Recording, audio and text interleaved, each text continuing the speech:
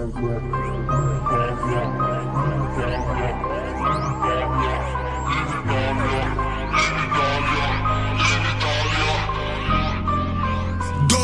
fuggi? In Italia.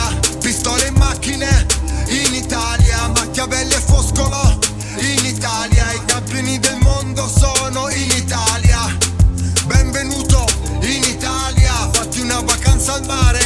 In Italia. Meglio non farsi operare. In Italia. E non andare all'ospedale. In Italia. La bella vita. In Italia. Le grandi serate gala. In Italia. Fai affari con la mala. In Italia. Il vicino che ti spara. In Italia. Ci sono cose che nessuno ti dirà. Ci sono cose che nessuno ti darà. Sei nato e morto qua. Sei nato e morto qua. Nato nel paese delle mezze verità. Ci sono cose che nessuno ti dirà. Ci sono cose che nessuno ti darà. Sei nato e morto qua. Sei nato e morto qua. Nato nel paese delle mezze verità.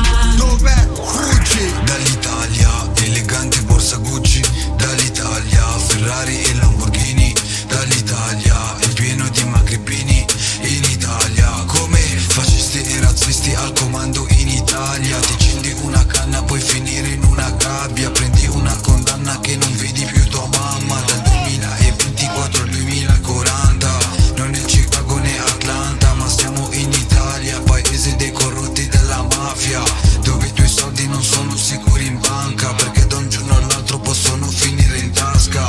Non è Renato Vallanzasca che in tasca, ma qua chi ci rapina sta in giacca e cravatta. Lo Stato ci discrimina soltanto per la faccia. Lo sanno che una penna può far più male di un'altra. Ci sono cose che nessuno ti dirà. Ci sono cose che nessuno ti darà. Sei nato e morto qua. Sei nato e morto qua.